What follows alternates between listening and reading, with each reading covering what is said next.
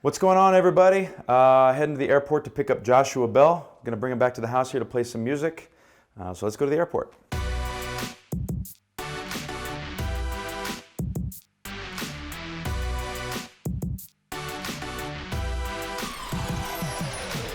Yeah, it's kind of weird how we met. I had no idea who Joshua Bell was. I had seen the movie The Red Violin, and I was just blown away with the violin playing on there. Literally the next night, he's in the club I'm playing at. He was brought down there by some friends from the Philharmonic. We became great friends. He asked me to play on some record. It wasn't until far later that someone said, yeah, he did all the soundtrack for The Red Violin.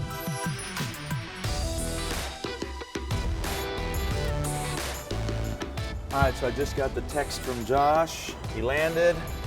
Let's do this. He's calling now. Let's see what's up.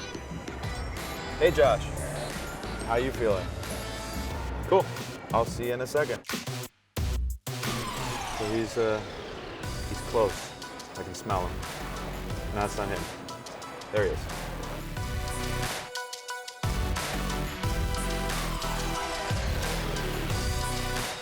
I'll get it for you.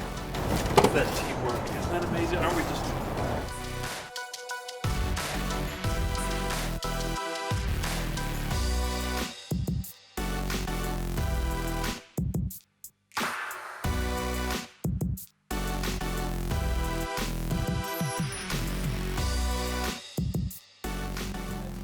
I got Josh. We're here at the house. Go play some music. Hey. Everybody's safe. I'm Frankie Moreno. This is Joshua Bell, sitting right here next to me. Thank you for coming down and playing with me, Josh. Yeah, it's fun to play together. Yeah, man. We're having lunch first. The last time we played was in New York City for Christmas. Is that outside. the last time? I think that was the last time we played. Outside it was freezing In cold. like 15-degree Yeah. weather or something like that. It was Yeah. promoting the album that you were on my album. Yeah. We did a Christmas song at home for Christmas. It was my album called Musical Gifts, and it's the second time Yeah. we've been on an album together. Frank, you lived in New York a little bit. I lived there for a short time. I was in your house for a while.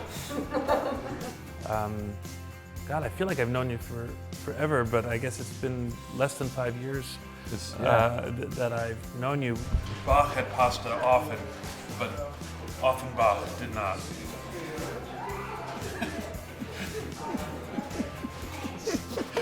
Composer jokes. I was here in Vegas. I was passing through town. I kind of like Vegas. When I'm in between concerts, I often stop here. As all classical violinists. Yeah, of course. I mean, as you would expect. And some of my classical music friends that live in Vegas, they dragged me to this lounge. They told me there's this great piano. You got to hear this piano player. And I said, okay. I went with them, and there was Frankie playing with his Just band. a four-piece band at the time. Yeah, and I was really blown away because I mean he has great chops. Like really, clearly you were classically trained. Yeah. Hey man, I got some paperwork for you. Stancy, what is all this? She sees all these balls and she's going crazy. Oh, that poor dog. You ready to hear some music? Ready to hear some music, sweetie? No, so when I'm playing in this bar, and when he came up to me, I didn't know. Nobody really formally introduced him to me. This is Joshua. He's a violinist, and I just met him and basically was like, hey, nice to meet you. We talked and we went and we had some drinks at the bar. It wasn't until like after we started talking that I realized, oh my God, who he is, you know. But it was. I'm glad that happened because it was a natural kind of thing where we actually could just hang out and have a drink, or I don't know if he drank necessarily alcohol. Maybe I don't do that. A juice box or something. but it was nice because we just had a very informal thing, and I think for the next 7 nights we played, he was there every night, front row. Just kidding. Wait a second. I'm just kidding. No, but we started hanging out a lot, and it turned into where we were able to play music together, which was great. So as in custom in all classical music, as our forefathers, Mozart, Bach, they would always, before they performed, they would always eat a plate of pasta. That's how they got the red violin. It was marinara sauce. Vivaldi always had pasta primavera. before he played the Four Seasons. Me and my brothers were out in Europe writing songs, and we were in Vienna. And I came back and literally got off the plane. It was late at night. Came home, put on the TV, and it was the tail end of this movie I'd never seen before, and it was this scene in Vienna, Austria, which I just came back from. Oh, right. And it was a violinist. I'm like, what is this music and this? And it was Joshua Bell, Red Violin. Red Violin. And I didn't know Josh at the time. The next night, I went and performed at the Golden Nugget, and that was the first night you were there that the Philharmonic brought you. Yeah, so they brought me in weird. there, and I was in the middle of making this album. This was the At Home with Friends, with duets with various people like Sting and Regina Spektor and Josh Groban, and I thought I got to find a way to work him into the album because he's such a talent, and we met and we became sort of instant friends, and Sorta. I thought we were okay. So are we doing? I guess. Yeah, well, I figured we'd do Eleanor and we'll do. We can like stop in between the songs. I mean, Okay. Yeah, Eleanor and then. just rehearse up in that little music room up there. I don't like to even call myself a classical musician necessarily. I'm just a musician, and most of the time that's what we would call classical music. Although classical music is hard to define in itself. It's 400 or 500 years of music. Yeah. What does that mean, classical music? all summed that's up a whole under other one thing. name. But I think it's breaking boundaries, and I think it's a great thing. It's also expanding. For a classical musician, it's great to expand the audience because you have your fans, people who may have never been to a classical concert. I'm getting some of them coming to my concerts and saying, "Hey, I heard you through Frankie." The thing with music, if someone is a music fan in general or appreciates music, when you see someone like Joshua Bell, for instance, I mean, I've been very fortunate to play all different styles and play with all different kind of people. When we play together, when you have a guy of this caliber in your house playing, and I don't mean this in a creepy way. It's surreal. It's like you're hearing music in a whole new way. I'm used to being on a stage and playing, and when I've seen Josh's performance at Carnegie Hall. I've seen, and it's amazing. But when he's just sitting right there, and you're hearing this instrument, which is what 17. What is it? This is a Stradivarius made in 1713, so it's 300 years old. Yeah, 301 you're hearing years this old now. thing that's got so much history in it playing, and here's this guy who could not possibly play it any better. It's a whole different experience, and I think if more people had the opportunity to hear something like that, even if you're a diehard rock fan, I mean, you listen to that and it's fantastic. It's art. Yeah, the vocal, I think. It's cool the way we do it.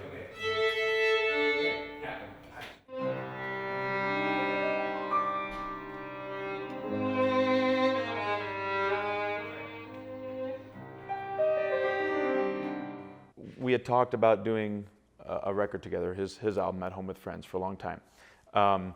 Eleanor Rigby was the one we ended up choosing after, talking it all through. We chose Eleanor Rigby, and this is the first time I'd ever sat down to actually play with Josh. It was a lot of talking and hanging out and, talking about what we're going to play. When we sat down at the piano, he came over to my house. I think Sony flew you. Mm-hmm. We were going to get a rehearsal hall, and I said, well, I got a piano in the house. Come in the house. And we sat down and we put on the Beatles' Eleanor Rigby and we listened to it and we said, well, we don't want to necessarily go that direction because they already nailed that. They nailed it. So, what can we find? Let's find everything in between there, And, I think collectively we just started kind of coming up with ideas. Yeah, you started just singing the song. You started singing Eleanor Rigby's song, and I went. That kind of Bach sound. And when he started doing that, Eleanor Rigby. I mean, it's perfect. That's how it started. And even the whole thing of like, oh, look at all the lonely people, just to invert the lines. It was a whole different way of capturing a phenomenal song and not trying to reproduce what they did. Our introduction is kind of a dreamy sort of. Well, it goes with the lyric. Hint at what's going to happen. It goes with the lyric too. It's like because I write music, so with songwriting, we focus so much on a lyric. And when you're really listening to what the lyric's saying, it's building intensity.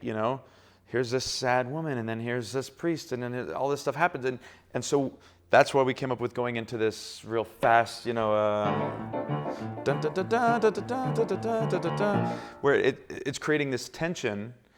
and then it kind of releases again. We did that with I'll Be Home for Christmas too. Really listen to what the lyric is with I'll Be Home for Christmas. You know, he's talking about like, I'll be home for Christmas, but only in my dreams. He doesn't make it home. It's about a soldier. Yeah. You know? It's funny because I grew up with the song, obviously on the radio, and I never thought of it as a sad song or a melancholy song at all. It's just... Yeah, you always hear it, you know, I'll be home for Christmas. It's so happy, but it's a guy. He's like, you can almost picture him. He's like writing a letter to send home, like, I'm not going to make it, you know? And so we wanted to kind of wring that out of the song. So we actually went further and did, in the middle of the song, we go into this minor key. Yeah. That's, you know, where it's playing the same melody-ish, but changing the chord just to make it a little darker, a little more, ooh, I didn't get that from it when I normally listen to it, you know? Scene 2, take 2. And action, Frankie. All right. Back to Christmas. Christmas time.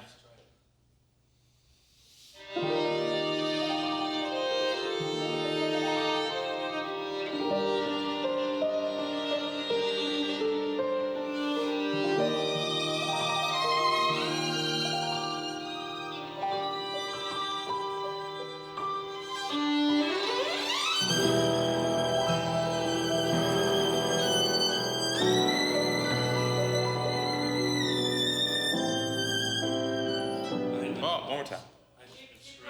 It's all right. Let's try again. Okay, this is it.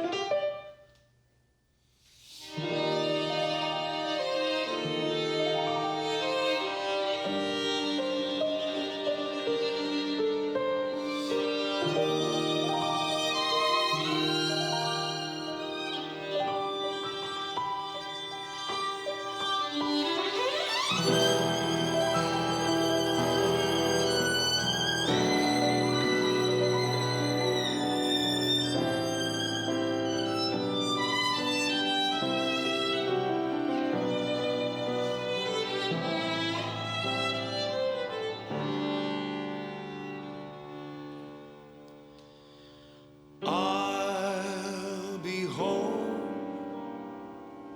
for Christmas. You can plan on me.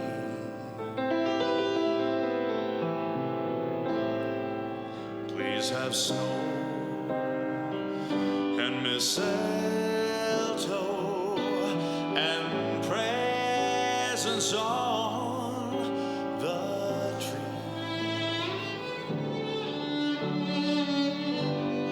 Christmas Eve will find me where the love light gleams. I'll be home for Christmas if only in my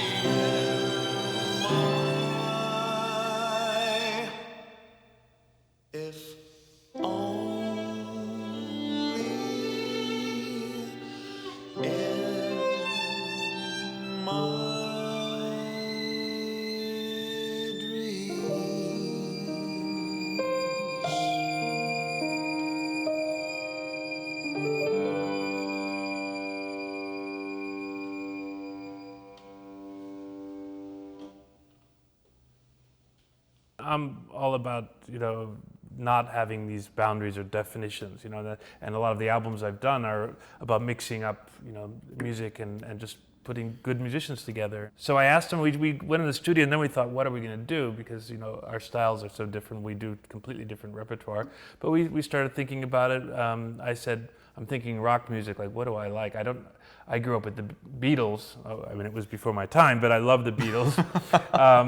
And I always loved Eleanor Rigby. I thought that would be... and that was perfect because Eleanor Rigby kind of has a natural classical flair to it anyway. So and we sat down and just kind of started improvising. We came up with the version that we have now, which is might be disturbing to some people who want the original version. But well, I was freaking out because they brought me to New York to record the song with him. And this is the first time I'd ever really played. We had rehearsed at my house a couple times on the piano, and they brought me out, and there's all the producers standing around who had not even heard a recording of what we had done. They're like, okay, show us what you got, and we'll basically see if we're going to record this kind of a deal. We were set for the recording, I think the day before you, Chris Bodie was in there, or Sting or somebody, and so we sit at the piano, and everyone's just standing there staring around the piano. And here I am playing with Joshua Bell, going like, how am I here? I'm freaking out. Well, there was more at stake for me because I'm the one convincing them that I want this piano player from Las Vegas. Yeah. Of course, now you're Well, I big came in and famous, I had my gold lame suit on and my sparkles. So I wore my Mozart wig to make it a little more classical. No, but we played it. They loved it. We captured it real quick, and next thing you know, we started playing it all over for all the radio shows and all over New York City, and it turned out great. Scene 1, take 4. 4 takes? 4 takes already? It's because we're getting old. And Frankie action. All right. Eleanor.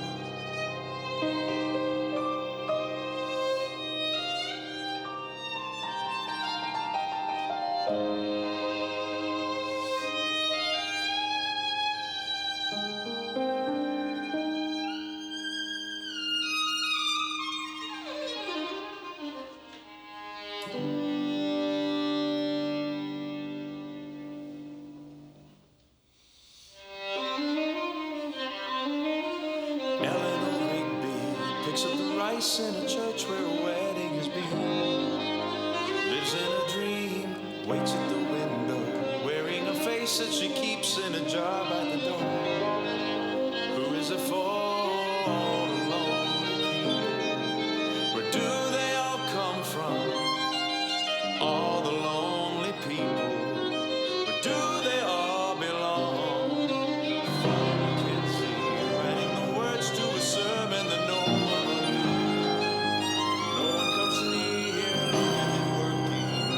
Socks in the night when there's nobody there. What does he care? All the lonely people. Where do they all come from? All the lonely people. Where do they all belong?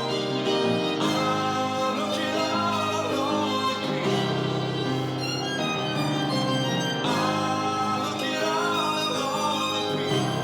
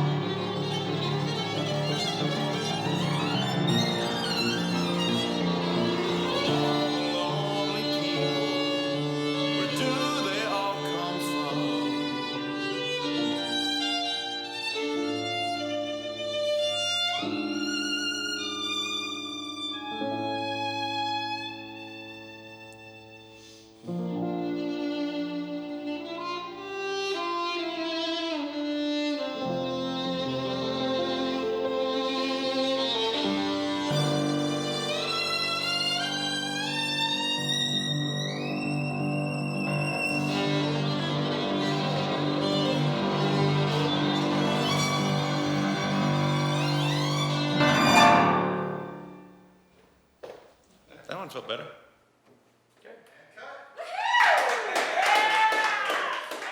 I can say when we get together and we work on these arrangements and stuff like that, it's the most fun thing to do in music when you're creating, the process of creating something. Once it's recorded, then it's all about, are we executing the creation correctly?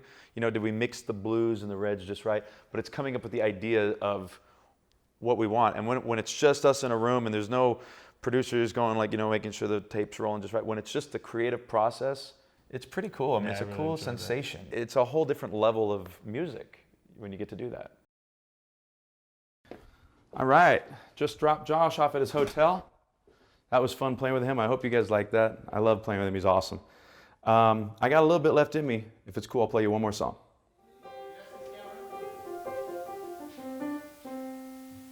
Scene 4, take 1. Hold. And action, Frankie. I had a dream that you came home, but then I rubbed my eyes and I was all alone. What good is love if it makes you sad? You tore the pages from the story that we had.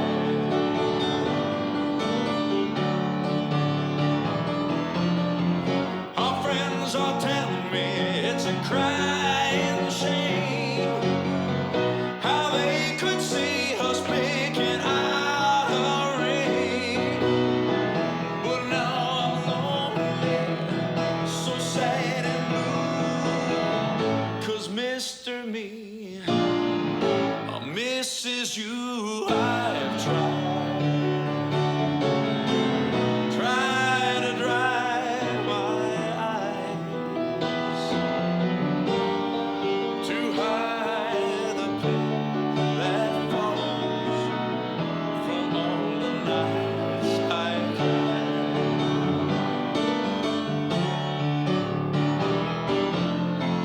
Our friends are telling me it's a crying shame how they could see us picking out a ring. But now I'm lonely, so sad and blue, because Mr. Me misses you. Oh, baby, won't you please come home? Come back to where you belong. I'm here and so alone. The clock is crawling since you stopped calling, and I don't know what to do. Well, now, baby, can't you see that Mr. Me misses you?